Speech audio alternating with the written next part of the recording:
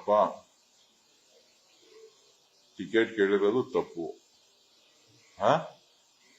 ಈಗ ಯಾರು ಮಾತಾಡ್ತಾ ಇದಾರೆ ಅವ್ರು ಮಾತಾಡ್ತಾ ಇರೋದು ಇನ್ನ ಮಹಾಪರಾಧ. IPL ಘಟನೆ ನಡೆದಂತ ಸಂದರ್ಭದಲ್ಲಿ ಯಾವ ರೀತಿಯ ವಾಗ್ದಾಳಿಗಳನ್ನ, ಯಾವ ರೀತಿಯ ಪದಗಳ ಬಳಕೆಯನ್ನ ಮಾಡಿದ್ದಾರೆ ಅಂತ ಹೇಳಿ ನಿಮ್ಮ ರೆಕಾರ್ಡ್ಗಳಲ್ಲಿ ಇದೆ. ಸೊ ಅದನ್ನ ತೆಗೆದು ನೋಡ್ಬೇಕು. ವೈಯಕ್ತಿಕ ಆಸಕ್ತಿ ಇರ್ತಕ್ಕಂಥವ್ರು ಮ್ಯಾಚ್ಗೆ ಕಾಸು ಕೊಟ್ಟು ಹೋಗ್ಬೇಕು. ಗೊತ್ತಾಯ್ತಾ? ನೋಡ್ರಿ, ಮೊದ್ಲಿಂದಾನು ಕೊಟ್ಕೊಂಡು ಬಂದಿದ್ದಾರೆ, ಮೊದ್ಲಿಂದಾನು ನಡ್ಕೊಂಡು ಬಂದಿದೆ. ಸೊ ಇದನ್ನ ಸ್ವಲ್ಪ ವ್ಯಾಪಕವಾಗಿ ಅಪಪ್ರಚಾರ ಮಾಡ್ಲಿಕ್ಕೆ ಬಳಕೆ ಮಾಡ್ಕೊತಾ ಇದಾರೆ ಅಷ್ಟೇ. ಬಿಜೆಪಿ ಶಾಸಕರು ಟಿಕೆಟ್ ಇಸ್ಕೊಂಡಿಲ್ವಾ ಅಂತಂದ್ರೆ ಅವರು ಇಸ್ಕೊಂಡಿದ್ದಾರೆ.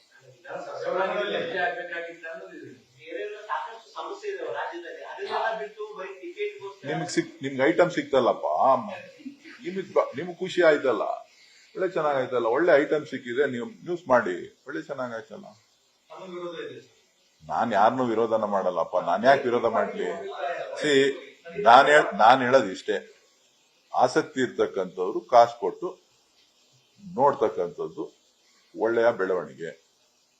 ಅದು ಏನು ನಮ್ಮ ರಾಷ್ಟ್ರೀಯ ಐಕ್ಯತೆಯನ್ನ, ರಾಷ್ಟ್ರೀಯ ಕ್ರೀಡೆನೋ ಅಲ್ಲ, ಅದು ಒಂದು ಕಮರ್ಷಿಯಲ್ ಗೇಮ್. IPL ನಡೀತಾ ಇರ್ತಕ್ಕಂಥದ್ದು ಒಂದು ಕಮರ್ಷಿಯಲ್ ಗೇಮ್. ಕಮರ್ಷಿಯಲ್ ಗೇಮ್ಗಳ ಬಗ್ಗೆ ನಾವು ಹೆಚ್ಚು ಜನಪ್ರತಿನಿಧಿಗಳು ಗಮನ ಹರಿಸ್ತಕ್ಕಂಥದ್ದು ಅಷ್ಟು ಒಳ್ಳೆಯದಲ್ಲ.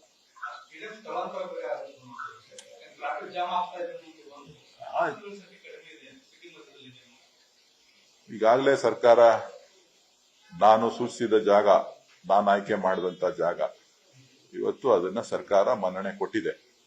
ಸೂರ್ಯ ಸಿಟಿನಲ್ಲಿ ನಾನೇ ಅದನ್ನ ಪ್ರಸ್ತಾಪನೆಯನ್ನ ಇಟ್ಟಿದ್ದು, ನಾನೇ ಅದರ ಬಗ್ಗೆ ಪ್ಲಾನ್ ಮಾಡಬೇಕು ಅಂತ ಹೇಳಿದ್ದು. 4 ದಿಕ್ಕುಗಳಲ್ಲಿ, ಬೆಂಗಳೂರಿನ 4 ದಿಕ್ಕುಗಳಲ್ಲಿ 4 ಕ್ರೀಡಾಂಗಣಗಳನ್ನ ಮಾಡಬೇಕು ಅಂತ ಹೇಳಿ. ಯಾಕೆ ಅಂತ ಅಂದ್ರೆ ಕಂಠೀರವ ಕ್ರೀಡಾಂಗಣ, KSCA, ಫುಟ್ಬಾಲ್ ಸ್ಟೇಡಿಯಂ, 1-2-3 ಬಿಟ್ರೆ ಇನ್ ಮಿಕ್ಕಿದ್ ಯಾವುದು ಕೂಡ ಇಷ್ಟೊಂದು ಜನಸಂಖ್ಯೆ ಇರ್ತಕ್ಕಂತ ಒಂದು ನಗರಕ್ಕೆ ಯುವಕರನ್ನ ಪ್ರೋತ್ಸಾಹ ಮಾಡಬೇಕು ಅಂತ ಅಂದಾಗ, ಯುವಕರಿಗೆ ಕ್ರೀಡೆಗೆ ಪ್ರೋತ್ಸಾಹ ಕೊಡುವಂತ ಸಂದರ್ಭದಲ್ಲಿ ಬೆಂಗಳೂರಿನ 4 ದಿಕ್ಕುಗಳಲ್ಲಿ ಮಾಡಬೇಕು ಅಂತ ಹೇಳಿ ನಾನು ಒತ್ತಾಯವನ್ನ ಮಾಡಿದ್ದೆ. ಅದರಲ್ಲಿ ನನ್ನ ಕ್ಷೇತ್ರದಲ್ಲಿ ಲೋಕಸಭಾ ಸದಸ್ಯನಾಗಿದ್ದಂತ ಸಂದರ್ಭದಲ್ಲಿ ನಾನೇ ಸೂರ್ಯ ಸಿಟಿನಲ್ಲಿ 100 ಎಕರ್ಸ್ ರಿಸರ್ವ್ ಮಾಡಬೇಕು ಅನ್ನೋ ಮನವಿಯನ್ನ ಕೂಡ ಮಾಡಿದ್ದೆ. ಅದು ರಿಸರ್ವ್ ಆಗಿತ್ತು. ಅದಾದ್ಮೇಲೆ ಪ್ಲಾನಿಂಗ್ ಪ್ಲಾನಿಂಗ್ ಎಲ್ಲ ಆಗಿತ್ತು. ಅನೇಕ ಬಾರಿ ಈ ವಿಚಾರವಾಗಿ ನಾನು ಸಚಿವರನ್ನ ಮತ್ತು ಜಮೀರ್ ಅಹಮದ್ ಅವ್ರನ್ನ ಮತ್ತು ಶಿವಲಿಂಗೇಗೌಡರು ಅಧ್ಯಕ್ಷರನ್ನ ಎಲ್ಲ ಭೇಟಿ ಮಾಡಿ ಸಾಕಷ್ಟು ಚರ್ಚೆಗಳನ್ನ ನಾನು ಮತ್ತು ಶಾಸಕರಾದಂತ ಶಿವಣ್ಣವರು ಮಾಡಿದ್ವಿ.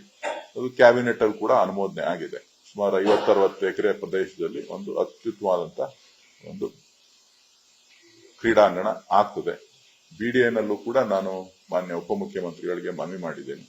ಅದು ಶಿವರಾಮ್ ಕಾರಂತ ಲೇಔಟ್, ಅಲ್ಲೂ ಕೂಡ ಒಂದು 40 ಎಕರೆ 40 ಎಕರೆ ಅಷ್ಟು ರಿಸರ್ವ್ ಮಾಡಿದ್ದಾರೆ. ಅಲ್ಲೂ ಕೂಡ ಒಂದು ಕ್ರೀಡಾಂಗಣ ಆಗ್ಬೇಕು. 4 ದಿಕ್ಕುಗಳಲ್ಲೂ ಕೂಡ ಒಂದು ಕ್ರೀಡಾಂಗಣ ಆಗ್ಬೇಕು. ಬಿಡದಿ ನಾವೇನು ಮಾಡ್ತಾ ಇದ್ದೀವಿ, ಅಲ್ಲೂ ಕೂಡ ಒಂದು ಸುಸಜ್ಜಿತವಾದಂತಹ ಕ್ರೀಡಾಂಗಣಕ್ಕೆ ನಾನು ಸ್ಥಳವನ್ನ ನಿಗದಿ ಮಾಡಲಿಕ್ಕೆ ನಾನು ಸಂಬಂಧಪಟ್ಟಂತವ್ರ ಹತ್ರ ಮಾತನಾಡ್ತೀನಿ.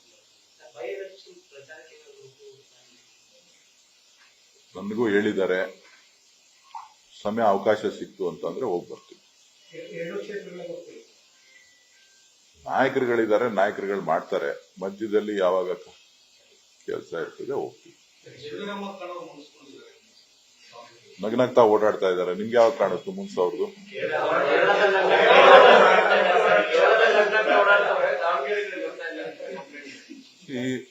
ಎಲ್ಲೋ ಒಂದ್ ಕಡೆ ಚುನಾವಣೆ ಮಾಡ್ತಾ ಇದಾರಲ್ಲ, ಅಲ್ಲಿ ಅವರ ಬೇಡಿಕೆ ಜಾಸ್ತಿ ಆಗಿರ್ಬೇಕು ಕರ್ನಾಟಕಕ್ಕಿಂತ. ಇಲ್ಲಪ್ಪ, ಸ್ವಲ್ಪ ಏನ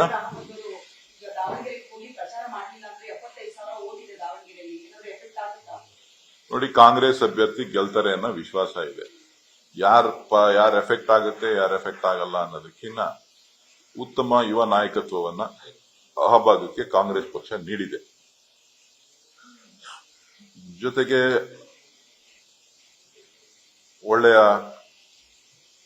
ಹಿರಿಯ ನಾಯಕರು ಅವರ ಕಾಲ್ವಾಗಿದ್ರಿಂದ ಅವರ ನಿಧನದ ಸ್ಥಾನವನ್ನ ಅವರಿಗೆ ಕೊಟ್ಟಿದ್ದಾರೆ. ಸೊ ಮುಂದಿನ ದಿನಗಳಲ್ಲಿ ಬೇರೆ ಬೇರೆ ರೀತಿಯ ಏನು ಅವಕಾಶಗಳಿರ್ತದೆ ಅದನ್ನ ಕೂಡ ಕೊಡ್ತಾರೆ. ಮುಂದಿನ ಎಲೆಕ್ಷನ್ ಅಲ್ಲಿ ಅಲ್ಪಸಂಖ್ಯಾತರಿಗೆ ಟಿಕೆಟ್ ಕೊಡ್ತಾರೆ ಅನ್ನುವಂಥ ನಂಬಿಕೆ ಇದೆ ಅನ್ನುವಂಥದ್ದನ್ನ ಅಲ್ಲಿರುವಂತಹ ಅಲ್ಪಸಂಖ್ಯಾತರಿಗೆ ಹೇಳ್ತಾ ಇದ್ದಾರೆ. ಅದ್ರ ಬಗ್ಗೆ ನನಗೆ ಗೊತ್ತಿಲ್ಲ, ಅದು ಹೈಕಮಾಂಡ್ ಗಮನಿಸ್ತದೆ, ಹೈಕಮಾಂಡ್ ಸಂಬಂಧಪಟ್ಟಂತ ವಿಚಾರ. ಒಟ್ಟಾರೆಯಾಗಿ ಈ ಚುನಾವಣೆಯಲ್ಲಿ ಖಂಡಿತ ನಮ್ಮ ಅಭ್ಯರ್ಥಿಗಳು ಗೆಲ್ತಾರೆ.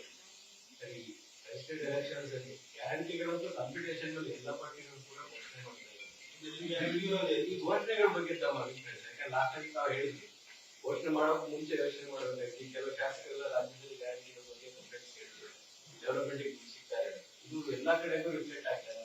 ಇಲ್ಲ, ಎಲ್ಲಾ ಕಡೆ ರಿಫ್ಲೆಕ್ಟ್ ಆಗಂತದ್ದಲ್ಲ. ಇದು ನೋಡಿ, ನಮ್ಮ ರಾಜ್ಯದ ಆರ್ಥಿಕ ಪರಿಸ್ಥಿತಿಗಳನ್ನ ಗಮನದಲ್ಲಿಟ್ಕೊಂಡು, ಜೊತೆಗೆ ಯಾವ ವರ್ಗಗಳು ಅಂದ್ರೆ ಜಾತಿ ಅಲ್ಲ, ಎಲ್ಲಾ ಜಾತಿಲೂ ಬಡವರಿದ್ದಾರೆ, ಎಲ್ಲ ಧರ್ಮದಲ್ಲೂ ಬಡವರಿದ್ದಾರೆ.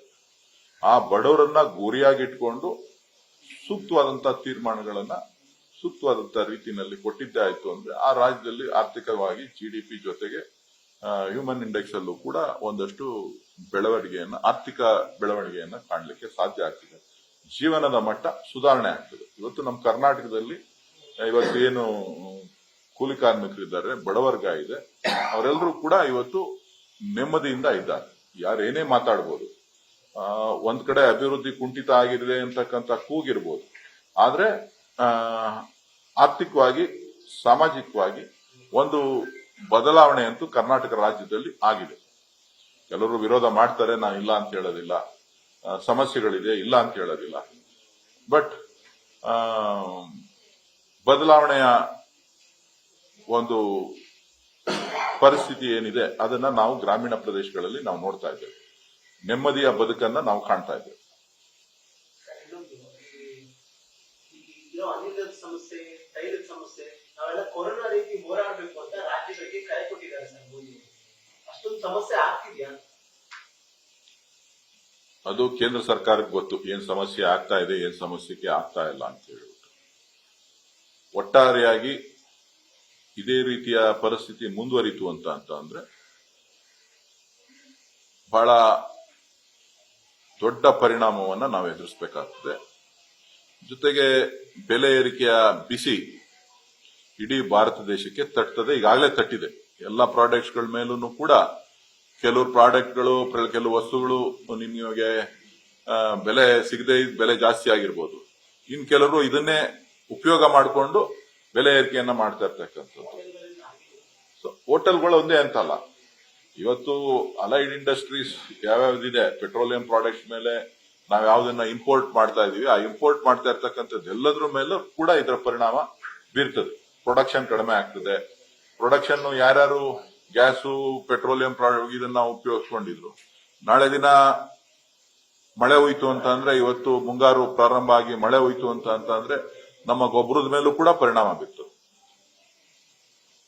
ಹೌದು, ಅದೇನಿಲ್ಲ ಅಂತಲ್ಲ. ಅದಕ್ಕೆ ಸರ್ಕಾರ ಸಜ್ಜಾಗಬೇಕಾಗ್ತದೆ.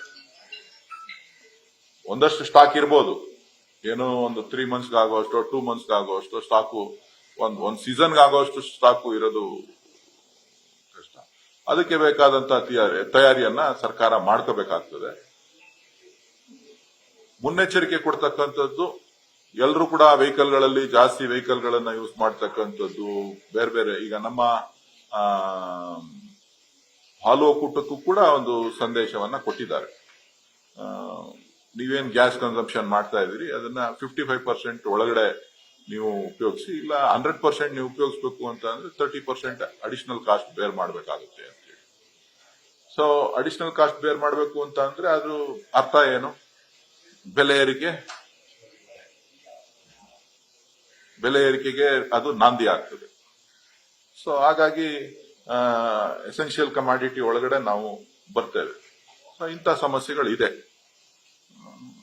ಈಗಲೇ ಜನ ಎಚ್ಚೆತ್ಕೊಳ್ಳೋದು ಒಳ್ಳೇದು.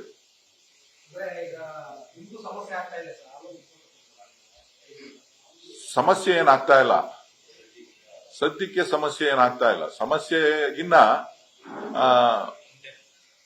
ಬೆಲೆ, ನಮ್ಮ ಖರ್ಚು ವೆಚ್ಚಗಳು ಜಾಸ್ತಿ ಆದಾಗ ಅದನ್ನೇನಂತ ಕರಿಬೇಕು ನಾನು? ನೀವೇನಂತ ವ್ಯಾಖ್ಯಾನ ಮಾಡ್ತೀರಿ? ಪ್ರೊಡಕ್ಷನ್ ಕಾಸ್ಟ್ ಜಾಸ್ತಿ ಆದಾಗ ಅದು ಯಾರ ಮೇಲೆ ಬೀಳ್ತದೆ? ನೀವೇನ್ ಹೇಳ್ಬಿಡ್ತೀರಿ? ಡಿ ಕೆ ಸುರೇಶ್ ಅವರು ಬೆಲೆ ಏರಿಕೆ ಬಗ್ಗೆ ಸೂಚಿತವಾಗಿ ಹೇಳಿದ್ರು ಅಂತ. ವಸ್ತುಸ್ಥಿತಿನ ನೀವು ಚಿಂತನೆ ಮಾಡಿದ್ರ? ಈಗ ಮುಂಗಾರು ಪ್ರಾರಂಭ ಆಗ್ತದೆ, ಬೇಸಿಗೆಗಾಲ ಯಾರೂ ಸುದ್ದಿ ಇಲ್ಲ. ಮಳೆ ಜೋರಾಗಿ ಹುಯ್ತು ಅಂತ ಇಡೀ ರಾಜ್ಯದಲ್ಲಿ ಮಳೆ ಜೋರಾಗಿ ಹುಯ್ತು ಅಂತ ಅಂದ್ರೆ ಜನ ಎಲ್ಲ 2 ಮಳೆ 3 ಮಳೆ ಹುಯ್ತು ಅಂತ ಅಂದ್ರೆ ಜನ ಎಲ್ಲ ಹೊಲದ ಮೇಲೆ ಹೋಗ್ತಾರೆ, ಜಮೀನುಗಳ ಮೇಲೆ ಹೋಗ್ತಾರೆ. ತಕ್ಷಣ ಪ್ರಾರಂಭ ಆಗ್ತದೆ ಗೊಬ್ಬರ. ನೀವು ಅದ್ರ ಬಗ್ಗೆ ಎಚ್ಚರಿಕೆ ಕೊಡಿ. ನೀವು ಅದ್ರ ಬಗ್ಗೆ ಸ್ಟಾಕ್ ಎಷ್ಟಿದೆ, ಏನು, ಯಾವ ಟೈಮ್ಗೆ ಸೋಯಿಂಗ್ ಮಾಡಬೇಕು, ಯಾವ ಟೈಮ್ಗೆ ಗೊಬ್ಬರ ಬೇಕು, ಅದಕ್ಕೆ ತಯಾರಿ ಮಾಡಿದಾರ? ನೀವು ಮುನ್ನೆಚ್ಚರಿಕೆಯನ್ನ ಸರ್ಕಾರಕ್ಕೂ ಕೊಡಿ, ಜನಜಾಗೃತಿಯನ್ನ ಜನರಿಗೂ ಕೂಡ ಮೂಡಿಸಿ. ಸೌದೆ ಒಲೆ ಹತ್ರ ಸೌದೆ ತರಬೇಕಾಗುತ್ತೆ, ಸೌದೆ ಒಲೆಯಲ್ಲಿ ಅಡಿಗೆ ಮಾಡ್ಬೇಕಾಗುತ್ತೆ. ಹಳ್ಳಿಲಿರೋ ಜನರು ಎಲ್ಲ ಸೌದೆ ಯೂಸ್ ಮಾಡ್ಬೇಕಾಗುತ್ತೆ. ನೀವು ಪರ್ಯಾಯವಾಗಿ ಏನಾದ್ರು ನಿಮ್ಮ KMF ಆಗಿರ್ಬೋದು, ಪರ್ಯಾಯವಾಗಿ ಗ್ಯಾಸ್ ಬಳಸೋದು ಮತ್ತು ಸೋಲಾರ್ ಏನಾದ್ರು ಸೋಲಾರ್ ಬಳಸ್ಲಿಕ್ಕೆ ಆಗೋದಿಲ್ಲ. ಅದು ಏನು ನಾವು ಸ್ಟೀಮ್ ಜನರೇಟ್ ಮಾಡ್ತೀವಿ, ಸ್ಟೀಮ್ ಜನರೇಟ್ ಮಾಡಕ್ಕೆ ನಮ್ಮ ಬಾಯ್ಲರ್ಸ್ ಗಳಿರ್ತದೆ. ನಮ್ಮ ಬಾಯ್ಲರ್ಗಳು ಇಲ್ಲ ಎಲೆಕ್ಟ್ರಿಕ್ ಬಾಯ್ಲರ್ ಯಾರು ಯೂಸ್ ಮಾಡ್ತಾ ಇಲ್ಲ. ಐದರ್ ಫರ್ನೇಸ್ ಆಯಿಲ್ ಯೂಸ್ ಮಾಡ್ತಾ ಇದಾರೆ, ಇಲ್ಲ ಗ್ಯಾಸ್ ಮಾಡ್ತಾ ಇದಾರೆ, ಇಲ್ಲ ಅಂತ ಅಂದ್ರೆ ಫೈರ್ವುಡ್ ಯೂಸ್ ಮಾಡಬೇಕು. ನಾನು ಬಂದಿದ ತಕ್ಷಣ ನಾನು ಅದ್ರ ಮೇಲೆ ಕ್ರಮ ತಗೊಂಡು ಈಗ ನಾವು ಫೈರ್ವುಡ್ ಯೂಸ್ ಮಾಡ್ತಾ ಇದ್ದೀವಿ. ಒಂದು ಸೆಕ್ಷನ್ ಅಲ್ಲಿ, ಒಂದು ಮೈನ್ ಡೈರಿನಲ್ಲಿ ಅಲ್ಲ, ಕನ್ವರ್ಟ್ ಮಾಡ್ಬೇಕು. ಅದನ್ನ ಬಾಯ್ಲರ್ಸ್ ನ ಕನ್ವರ್ಟ್ ಮಾಡ್ಕೋಬೇಕು. ಬಾಯ್ಲರ್ಸ್ ಗಳನ್ನ ಕನ್ವರ್ಟ್ ಮಾಡ್ತಾ ಅಂದಾಗ ಟೈಮ್ ತಗೊಳುತ್ತೆ. ಅದು 1 ದಿನದಲ್ಲಿ 2 ದಿನದಲ್ಲಿ ಆಗೋದಿಲ್ಲ. ಅದಕ್ಕೂ ಕೂಡ ಟೆಂಡರ್ ಮಾಡಿ ಮಾಡಬೇಕು. ನಾವು ಕಾಸ್ಟ್ ಜಾಸ್ತಿ ಆಗ್ತಾ ಇದೆ ಅಂತ ಹೇಳಿ ಫರ್ನೇಸ್ ಆಯಿಲ್ ಪ್ರೈಸ್ ಮೊದಲು ಕಡಿಮೆ ಇತ್ತು, ಗ್ಯಾಸ್ ಪ್ರೈಸ್ ಕಡಿಮೆ ಇತ್ತು. ಜಾಸ್ತಿ ಆಗೋದ್ರಿಂದ ಗ್ರಾಹಕರ ಮೇಲೆ ಜಾಸ್ತಿ ಬೀಳ್ತದೆ, ನಮಗೆ ಹೊರೆ ಜಾಸ್ತಿ ಆಗುತ್ತೆ ಅಂತ ಹೇಳಿ ಸ್ಥಳೀಯವಾಗಿ ನಾವು ಫೈರ್ವುಡ್ ನ ಯೂಸ್ ಮಾಡೋದಕ್ಕೆ ಚಿಂತನೆ ಮಾಡಿ ಅದನ್ನ ಅಳವಡಿಸ್ಕೊಂಡಿದೀವಿ. 1 ಪ್ಲಾಂಟ್ ಅಲ್ಲಿ ಅಳವಡಿಸ್ಕೊಂಡಿದೀವಿ, ಇನ್ನ 2-3 ಪ್ಲಾಂಟ್ ಇದೆ.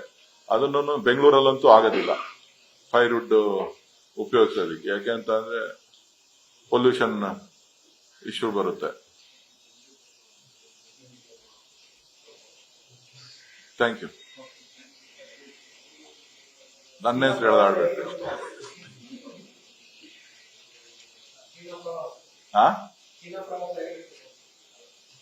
ಹಾಲಿಡೇ ಯಾವಾಗ್ಲೂ ಚೆನ್ನಾಗಿರ್ತದಪ್ಪ. ಬಿಸ್ನೆಸ್ ಒಂದಷ್ಟು ಕಲಿಕೆ, ಒಂದಷ್ಟು ಬದಲಾವಣೆ ಭೇಟಿ ಮಾಡಿದ್ದೆ. 70% ಅದ್ರ ಮೇಲೆ ಎಫರ್ಟ್ ಹಾಕಿದ್ದೀನಿ, 30% ಪರ್ಸನಲ್ ಬಿಸ್ನೆಸ್.